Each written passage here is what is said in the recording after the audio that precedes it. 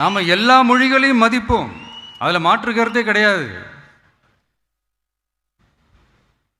தனிப்பட்ட முறையில் யார் வேணாலும் எந்த ஸ்கூலில் வேணாலும் படிக்கலாங்க. உனக்கு எந்த மொழி வேணுமோ, எப்போ கற்றுக்கணுமோ, உனக்கு எப்போ தோணுதோ கற்றுக்கலாம். அதெல்லாம் அவங்கவுங்கள தனிப்பட்ட ஒரு உரிமை.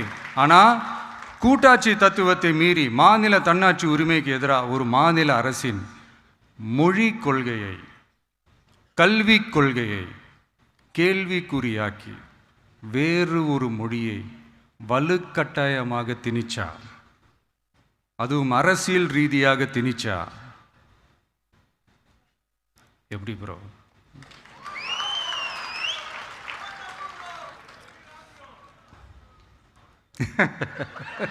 മാന്യപ്രേക്ഷകർക്ക് നമസ്കാരം. നിങ്ങൾ കേട്ടില്ലേ, ആദ്യമേ തന്നെ എടുത്തു പറയുകയാണ്, വിജയ് എന്ന ആക്ടറെ എനിക്ക് ഒരുപാട് താല്പര്യമാണ്.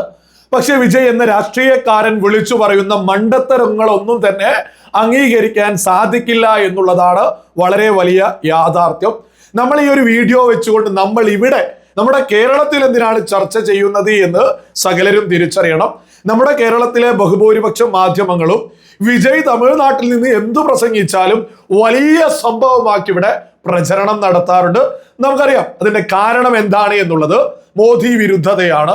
മോദിക്കെതിരെ ആരെന്ത്, ലോകത്തിന്റെ ഏതൊരു കോണിൽ നിന്ന് ഏതെങ്കിലും ഒരു തുക്കടാ സംഘടനയുടെ ഒരു മെമ്പർ മോദിക്കെതിരെ പറഞ്ഞാൽ, രാജ്യത്തിനെതിരെ പറഞ്ഞാൽ, നമ്മുടെ കേരളത്തിലെ ബഹുഭൂരിപക്ഷം മാധ്യമങ്ങൾ വലിയ ആഘോഷമാക്കാറുണ്ട് എന്നുള്ളതൊരു യാഥാർത്ഥ്യമാണ്. അപ്പൊ വിജയ് മോദിക്കെതിരെ, മോദിയുടെ നിലപാടിനെതിരെ ഒരു പ്രഖ്യാപനം നടത്തിയാൽ എന്തുമാതിരി ആഘോഷം നമ്മുടെ കേരളത്തിൽ നടത്തും. അപ്പൊ അതാണ് നമ്മുടെ കേരളത്തിൽ ഇപ്പോ നടന്നുകൊണ്ടിരിക്കുന്നത്. വിജയെയും പൊക്കിപ്പിടിച്ച് നിങ്ങൾ ഇത് തന്നെ കണ്ടില്ലേ, വിജയ് ലേറ്റസ്റ്റ് ആയിട്ട് പ്രസംഗിച്ചതിന്റെ ചെറിയൊരു ഭാഗമാണ് നമ്മൾ ഇവിടെ കൊടുത്തിട്ടുള്ളത്. ഞാൻ എടുത്തു പറയാം, അദ്ദേഹം കൃത്യമായിട്ട് മുന്നോട്ട് വെക്കുന്നുണ്ട്. ഏത് ഭാഷയും ആർക്ക് വേണമെങ്കിലും പഠിക്കാം, അതിനൊന്നും യാതൊരു പ്രശ്നമില്ല.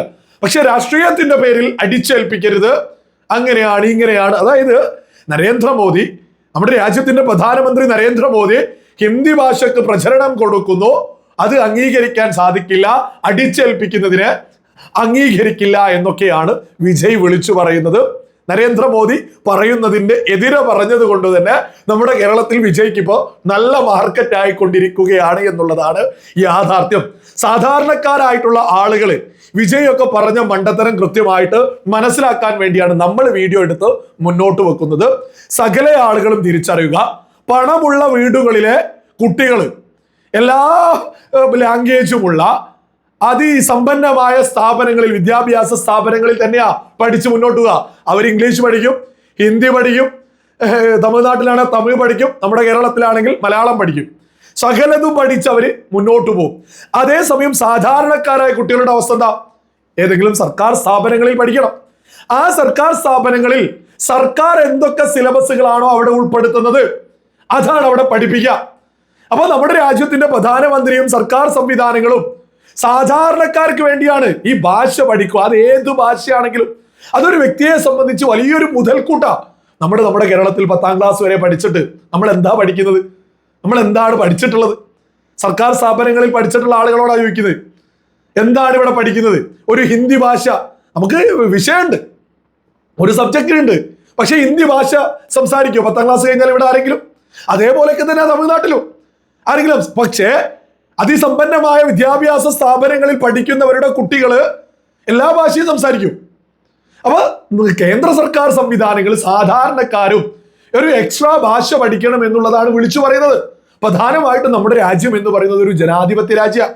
നമ്മുടെ രാജ്യത്ത് ഭൂരിപക്ഷം ഒരുപാട് ആളുകളെ സംസാരിക്കുന്ന ഒരു ഭാഷയാണ് ഹിന്ദി.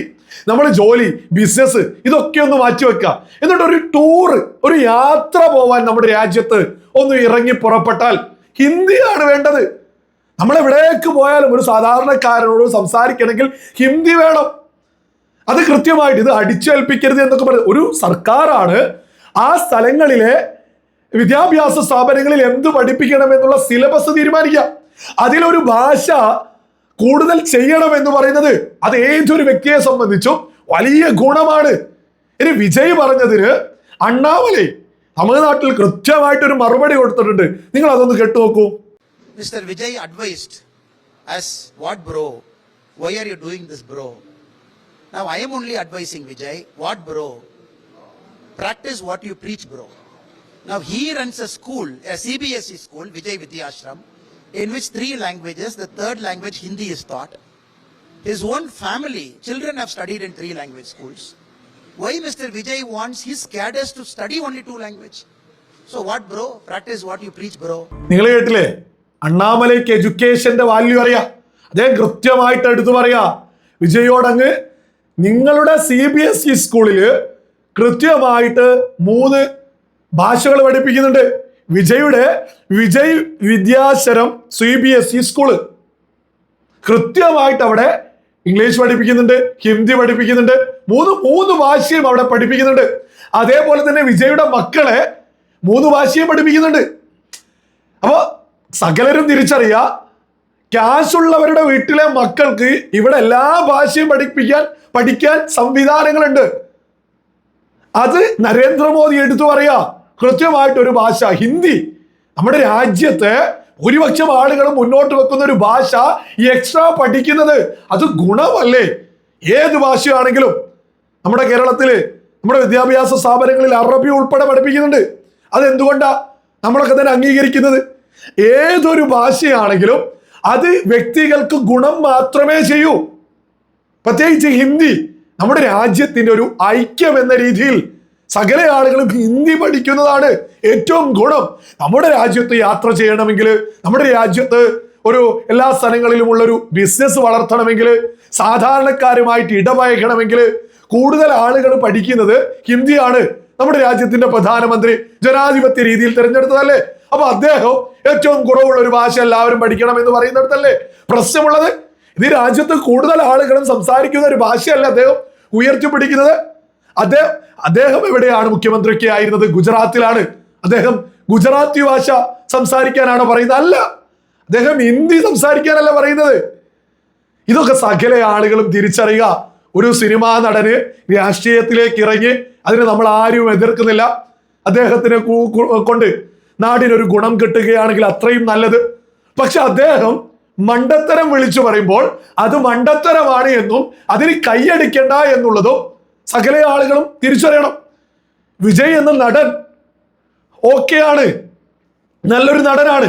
പക്ഷെ അദ്ദേഹം എന്ന രാഷ്ട്രീയക്കാരൻ ഇങ്ങനെയാണ് മുന്നോട്ട് പോകുന്നത് എങ്കിൽ എങ്ങനെയാണ് ഇദ്ദേഹത്തിന് വേണ്ടി ആളുകൾ കൈയടിക്കുക? ബോധമുള്ള ആളുകൾക്ക് കൈയടിക്കാൻ പറ്റൂല. ഒരു ഭാഷ, അത് ഹിന്ദി എന്നല്ല, ഏതൊരു ഭാഷ എക്സ്ട്രാ പഠിച്ചാലും അതൊരു വ്യക്തിക്ക് വലിയ ഗുണമാണ്.